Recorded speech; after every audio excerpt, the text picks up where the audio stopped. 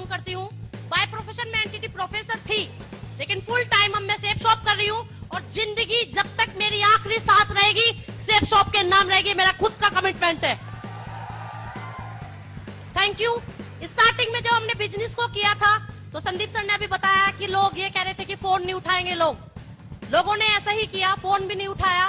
जो एक ही बार फोन करने से कम 10-10 गाड़ियां खड़ी होकर आ जाती थी बाहर हमारे लिए, क्योंकि संदीप सर राजनीति से भी बिलोंग करते थे, उन लोगों ने भी आना छोड़ दिया था।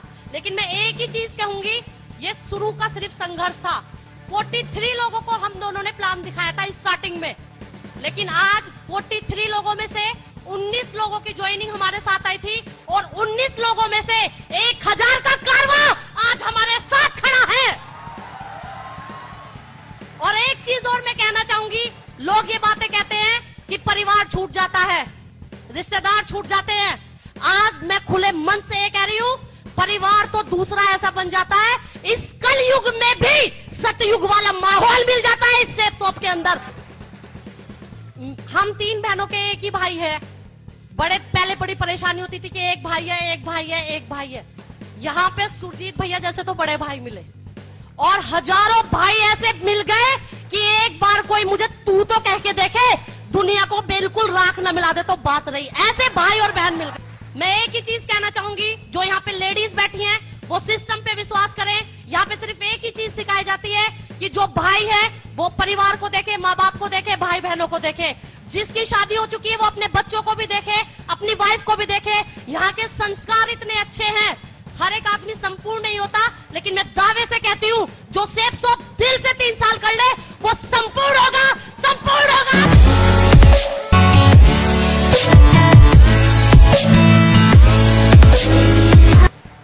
मुझे गर्व से ये मैं कहती हूँ कि मेरी जिंदगी बदली है। हमारी पहले की जिंदगी में और आज की जिंदगी में धरती आसमान का फर्क है। पहले भी हम समाज सेवा में रहते थे, लेकिन आज जो लोग हमारे साथ जुड़े हुए हैं ना, वो कुर्सी खाली भी हो गई ना। कहते हैं ना कि राजनीति के साथ, यदि नेता के साथ क्या होता है, 5 साल बाद कुर्सी चेंज, लोग चेंज। यस और नो? लेकिन यहाँ एक ही चीज मैं कहूंगी, मेरी आने वाली 4 पीढ़ी भी जो आएंगी ना, एक ही चीज याद रखेगी कि बब्बर सैनी प्राची राणा जो हमारी दादी थी ना, उसकी दादी की जो कुर्सी थी वो आज भी मेरे बच्चों की भी है, पोते की भी है और आने वाली पीढ़ियों की भी है।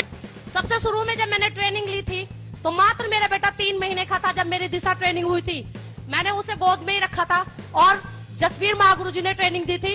उन्होंने सिर्फ एक ही चीज बोली थी कि यदि किसी को इस बिजनेस को करना है तो मल्टीमीडिया फोन को अलग कर दो।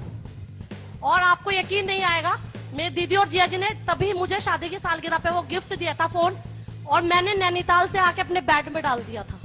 और तब से मैं बहुत छोटा फोन चला रही थी। मैंने खुद से कमिटमेंट किया था कि जब मैं टोपाज बन जाऊंगी तब मैं 10-15 हजार का फोन लूंगी। और ये बात कल और परसों में ही साबित है कि मैं एमरेड टोपाज बन गई। अब लूंगी मल्टीमीडिया फोन। जब मैंने पहली दिशा ट्रेनिंग ली थी तो मैंने ये सोचा था कि जब मैं दिशा ट्रेनिंग अगली बार लूंगी तो पल बन के लूंगी, और मैं पल ही बनी और मैं वहां गई। और अब की बार जो मैं दिशा ट्रेनिंग लूंगी वो खुद कमिटमेंट में वहां पे करके आई थी, जहां हमारी की बार हुई थी। सब कहां पे हुई थी? जयपुर में हुई थी। जयपुर में मैं कमिटमेंट करके आई थी कि जब मैं अगली दिशा ट्रेनिंग में आऊंगी, कहीं भी हो, एमरेड लेवल पे आऊंगी और मैं वो ही जाऊंगी, एमरेड बन के ही दिशा ट्रेनिंग लूंगी। आने वाली 31 दिसंबर 2019 जब खत्म होगा और 1 जनवरी 2020 का जब सूर्योदय होगा, प्राची राणा की आईडी पे